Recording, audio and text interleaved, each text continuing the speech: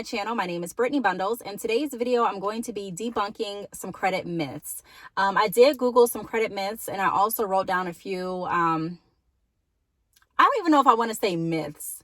I'm just going to say, I may title this myths, but I'm pretty much going to be answering different credit questions that I've gotten in my personal life and also that I Googled that are kind of common.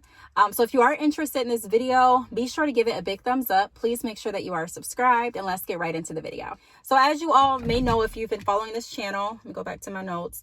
I used to work in the banking industry. I used to be a loan officer. And being a loan officer, we were pretty much trained on credit. You know, we had to learn how to read credit reports. We had to learn how to look at a credit profile. We had to learn to use our own judgment based on different patterns of our certain members. So like different loan patterns, if they were someone that paid their loans consistently, if they were someone that applied for different loans consistently but didn't qualify, we were trained to ask different questions to get more information as to what's going on with their financial structure and to pretty much see what would be the best option for them at that time based on the information laid in front of us and based on the information that they provided. So before the banking industry, I knew a little bit about credit, but I didn't know as much as I knew when I first started working. I knew certain things as far as, you know, what a good credit score was, and I would hear different things. But like I said, I wasn't really educated on credit until I took certain training classes and courses and learned about credit in my banking industry. So I'm really appreciative for that knowledge. So I'm going to be answering questions. As always, you know, this is just, you don't have to follow what I say. You don't have to believe everything I say. You know, you can definitely do some research and ultimately find out what's going to work best for you. But I'm going to be answering the questions to the best of my ability. So the first question that I'm going to be going over is, or the first credit myth is, I'll need good credit to work certain jobs. I don't really think that's a myth. I believe that this is true just because certain jobs will pull your credit report, especially if you're looking to get a job in the banking industry, the financial realm. It's very common for your credit to be pulled in addition to you doing like background checks and different things like that. There are some jobs that don't require you to do a background check. Some jobs that don't require you to do like a drug scan or, you know, like a test. Some jobs don't require you to do credit pulls, but some jobs do. So yes, some jobs definitely look for your credit score, and not even so much your credit score, but the overall health of your credit report. We've talked about the difference between having a high credit score and having a good credit profile, a good credit history. You can have a high credit score and not have a good credit profile. You can have a 700 plus credit score and still be denied a loan. I've done it before. And at first, like I said, when I got into the loan industry or the banking industry, I didn't know too much about credit. I mean, I knew some, but I didn't know a lot. And so it would be shocking when I would see a loan application come through with a 700 credit score. And I'm like, why are we denying this? And I had to learn, you know, the industry, and I was educated on what makes a healthy profile. And once I learned that it's not just the credit score, but it's really the credit behaviors, it's your debt to income, it's the responsibility with your trade lines and with your accounts.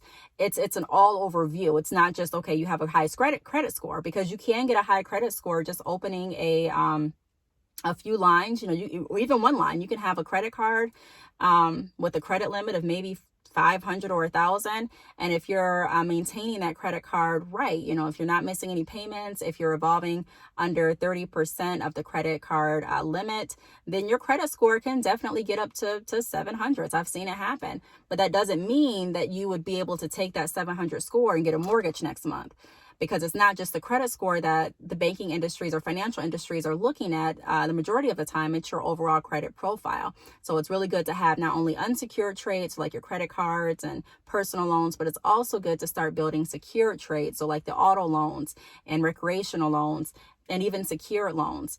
And we'll get into that in some other videos. If you are interested, leave some questions down below. The next question I'm going to answer is, opening credit cards will hurt your credit score? Yes or no? So opening credit cards. Let me answer this question like this.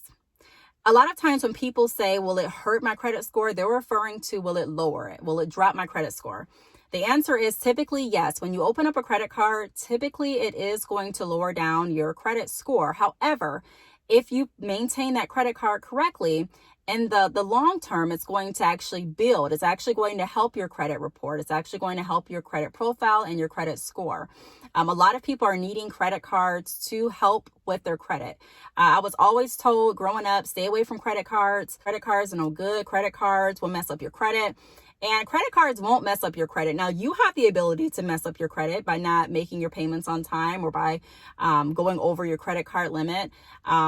And yeah, that's possible for some cards, or by revolving over higher than 30% of the credit card limit. So we have the ability to allow credit cards to mess up our credit, but credit cards in general won't damage your credit if you're using them correctly. A lot of people use credit cards strategically to build their credit. They even use credit cards as a way to build up their children's credit. I believe you can add a authorized user on your card when you're 16 or 17. In the state of Michigan. I believe I'll have to do some research. It may even be 15. I don't know, but you can Google that information. I haven't looked at that in some years. But that was something that people used to do. They used to call into the credit union and add their children on as an authorized user to their credit card. And I'll be like, I didn't even know they could do that. Now, it's not a good idea to do if you're someone that doesn't pay your bills on time, or if you're someone that's going to max out that card, because that's not going to really be a benefit to anyone that's attached to that card. It's not benefiting you at that point either. So you do want to make sure that you're looking at the overall picture. That's what credit is about. It's the overall picture when you're looking at getting a loan or a line of credit, or a mortgage or a car loan. A lot of times the institution that's looking to lend you funds, they're looking at your payment history. They're looking at how well you maintain your trades. They're looking at your debt to income. They're looking at how long you've lived at a certain residence. So they're looking for stability and responsibility. Stability and responsibility. If you can get those things, engraved in your mind when you are looking at your credit report, and ask yourself, would I give myself some money, not based on who I am personally, but just looking at me on credit? And if you say no, then that's kind of my rule of thumb. Typically, when you go to institutions, they may say no too. Now, if you've been at a certain institution for years, this is another reason why it's important to start banking, or, being a part of a credit union or a bank at a younger age, because at that point, especially credit unions, they'll take into account they'll take into account more of the relationship factor. So yes, you may not have the best credit, but she's been a member with us and she was 15, or she's been a member with us and she was 18. And, she's kept this amount of money in her account every year. And, when we gave her a credit card back then, she paid this. And so they'll be able to see a history. Even if you do have a few hiccups on your credit report, like I said, they'll be able to look at more than those hiccups. They'll be able to look at the relationship behind. And not every institution, but I'm saying a lot of credit unions will look at the relationship behind your credit report. They'll look at your credit report in addition to the relationship that you've built with them. So, yes, let's go on to the next question. Co-signing. Will co-signing hurt my credit score? It could. It all depends on how well whoever you're co-signing for is going to maintain that loan. So responsibility and stability. If you're looking at co-signing for someone, like there would be a lot of people, let me just give you an example, that would come into the credit union that I worked at, and they would want to co-sign on a boyfriend, girlfriend type of situation, or, co-sign for a boyfriend's car or a girlfriend's car. I never, it wasn't my job it was my job to get in their business, but not in their relationship business. It was just my job to give them financial advice, and recommendations. And so I would just see so many people. At first, I didn't really think much of it, but I would see so many people coming in and co-signing loans, and even on different applications wanting to co-sign. And one thing that you have to keep in mind, or that you should keep in mind, is I don't want to say a lot of relationships don't work, but a lot of people, if you look at it like this, people typically aren't getting in relationships to break up. However, there still are a lot of breakups. Same with marriages and divorces. They're not the same, but, same kind of concept. No one typically gets married to get a divorce. However, if you Google the divorce rate, it's real. So you just want to be very cautious. There are also a lot of people that get different things in their name for their significant others and their friends. And, you just want to make sure if you're going to put your name on something, that it goes back to those two rules that I keep close to my heart: responsibility and stability. If that person is responsible and stable, yes, I understand everyone needs help. If you want to help someone by getting an auto loan and you're pretty sure, because you never can know 100%, but you're pretty confident that this person is responsible. They're going to pay their payments on time, and they're stable so that they can actually pay, not just want to pay, because there are some people that are like, I want to pay you, but I can't this month. So make sure that they're, stable and responsible, and you trust them. Then yeah, you can go ahead and do whatever you want with your credit. However, I just would say be aware that if you are someone that's looking at maintaining a good credit score, to be very, very cautious and very, very picky as to who you co-sign for, and make sure that it's something that you can afford, even if that person doesn't. So even if you make sure that they're responsible and they're stable, and you're like, you know what, they're going to make their payments, still budget it out, to in your mind and with your finances, to say, okay, even if they for some reason don't pay, can I take on this loan in addition to the other payments that I'm making? If the answer is no, I would say don't co-sign, because co-signing on someone's loan that's not going to pay their bills or that misses payments can definitely hurt your credit score, because you've co-signed on that. You've joint on that loan. You know what I mean? I would get some people that would call in too, and they would be, they were either roommates or whatever the case may be, and they would say, we have this loan together. And I'm looking at the credit report, so some of the loans wouldn't even originate from our credit union. They would have been loans from other institutions, and they would say, I co-signed with an ex-boyfriend, I caught him cheating on me, or he caught me cheating, or whatever the case may be, and he just decided not to pay anymore, but he's driving around in the car. Can I just go take it? And it would just, there would be a lot of situations that would just be like, but like I said, just make sure that it's something. And then there are also people that will allow you to co-sign on their whatever they're wanting to get. And then if you fall out or get into an argument, they'll say they're not paying because they want to hurt you and hurt your credit. So just be cautious. If someone's going to pay their bills and fulfill the agreement of their loan, then no, it should not hurt your credit score. But if they're not, yes, it can definitely hurt your credit score. The next question is, a high credit score. Will a high credit score get you approved for a mortgage? I kind of touched on that in the beginning of the video. No, typically a high credit score alone will not get you approved for a mortgage. I hear so many people, I see so many posts on social media. Yes, as soon as I get my credit to a 700, I'm getting that house. It's not that simple.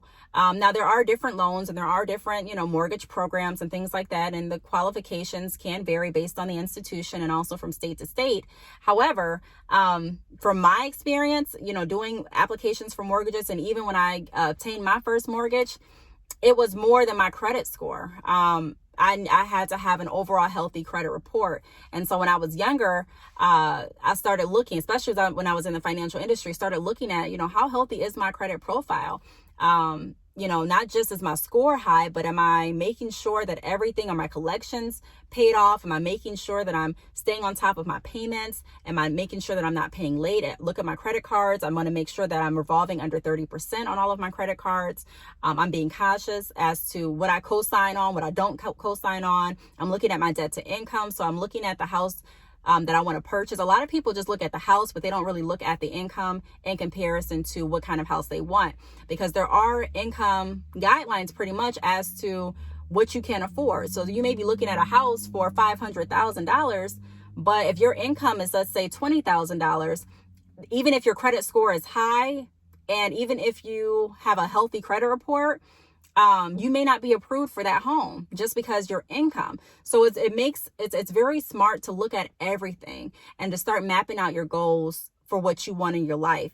There would be some people that would ask me during consultations, and even just via email, how much do you think I should make? How much should I strive to make for my business? And I always say, at first, when you're first getting started, don't focus on just the numbers. Don't focus on just, a certain amount. Yes, it's great to have a goal, but make sure that you're focusing on the fundamentals, because typically the money comes. And then I say, well, let's see what you want in your life. What do you want your business to do? What are your goals? Because you have to factor everything in. If you're wanting this type of house and this type of car, then figure out how much you need to make each year and work toward that. Now, I'm not saying that you're going to your first year in business, make $200,000 or $300,000. But who's to say that you won't? You never know. So all I'm saying is that those are good things to start thinking about. What kind of house do I want? Even if you don't have the credit score right now or the money right now, don't X yourself out from looking at different things that you do want so that you can work toward obtaining them. A lot of times goals aren't reached not because we just don't have it in us, but because we don't take the time to actually create action steps that are going to move us closer. And a lot of times we don't know what action steps to take because we don't really know what it takes to get what we want. And so once we simplify everything and we say, okay, I want to live in this state. I want to live in this area. I want to drive this car. I want my children to have this much in savings by this age. I want to be able to do this. I want to be able, instead of just saying, I want to be able to quit my job, not work, and that's it. That's great. But what else do we want behind that? And then once we figure out what we want, like a complete picture, then you may say, okay, I'll keep working this job and my business until I get this, or I'm going to work this business and these other jobs until I get this. And so we're able to make a plan that works best for our life instead of just going off of, well, I saw someone else do this, this, and that. Okay, that's great. It was great for them. But what do you want for your life? And let's start working toward that. So if you know, like I say, a house is this much, then you want to see how much you need to have, how much your annual gross income needs to be, and work towards that so that you can get the things that you want. Everyone's goal is different. So to answer that question, no, typically a high credit score alone will not get you a mortgage. There's more that goes into it. Debt to income. Sometimes when I got my mortgage, they even looked at my bank statements to see how much money I've had in the account for, I think the last few years. I think it was the last 2 years. So they look for a lot. They look for stability and responsibility, and also income. The next question is, paying off your credit cards each month is bad, or is paying off your credit cards each month bad? Typically, no. As long as you're making your payments each month on time, that's good. As long as you're not going over your 30% credit limit, or 30% over your credit limit, that's good. So yes, pay your credit cards on time. And you can even pay them off if you want to. Just you don't want your credit card to sit dormant for too long, because if it does, then the card issuing company can go ahead and close out your card. Now, if they close out your card, typically it doesn't really have a bad effect on your credit. However, if you close out your credit card, it tends to have a bad effect. It tends to drop your score.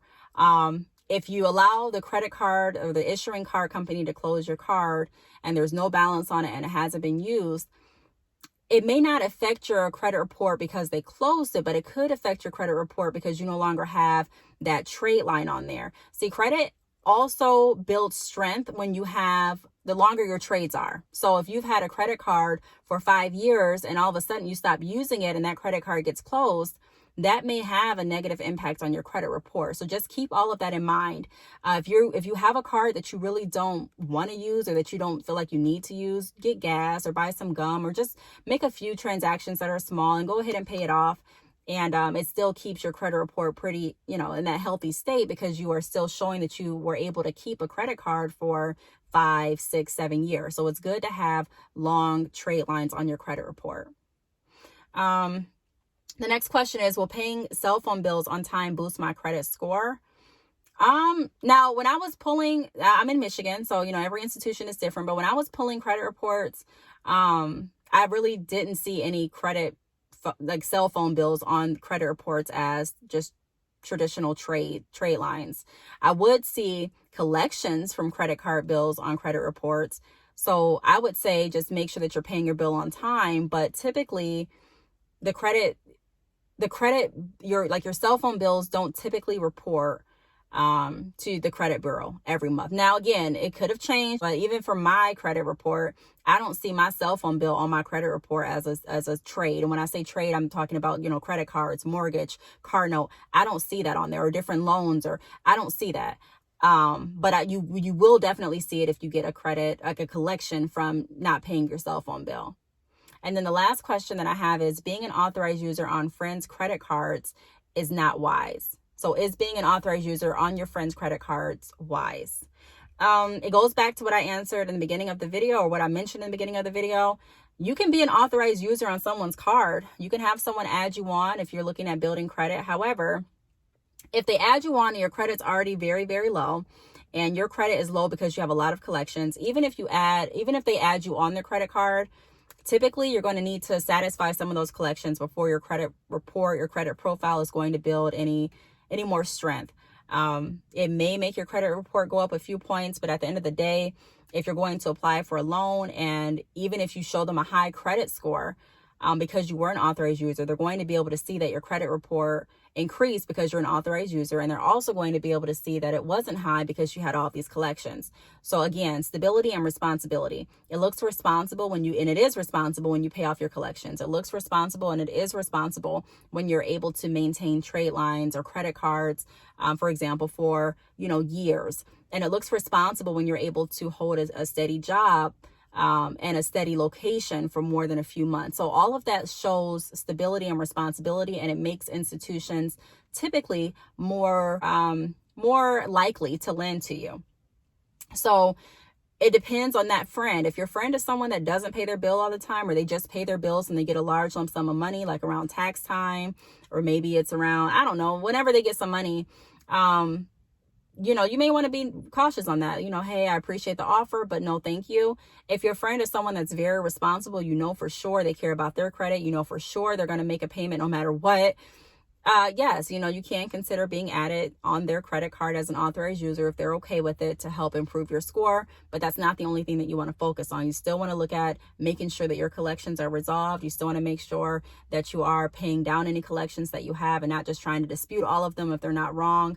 You also want to make sure that you're looking at how you're paying your current bills so that you don't get any new collections, making sure that you are looking at the current trades that you have, that you're working on being stable at a certain job, even in your self-employment, looking at stability. Even when you go in and you apply for loans, being being self-employed, they look for years typically of your tax returns, not just 1 year, not just a month of your PayPal transactions, but they look for stability. So they want to know how long you've been in business and how long you've been able to generate this money and how long you've lived at this certain place or how long you've worked and operated out of this certain place. So they want to know all of that information to get a just for it. So again, if you know your friend and if you have a plan behind getting added on their card as an authorized user, and you're going to continue to work on your credit in addition to them making payments to help your credit too, then yes, I think it could definitely be a wise move. However, if it's not going to be like that, then it could not be wise. You just have to kind of use your judgment and figure out if it's going to work for you or not. So I really hope that these questions helped, or these answers helped. If you have any additional credit questions, feel free to leave them down below. Thank you so much for watching, and I will see you all in my next video. Bye.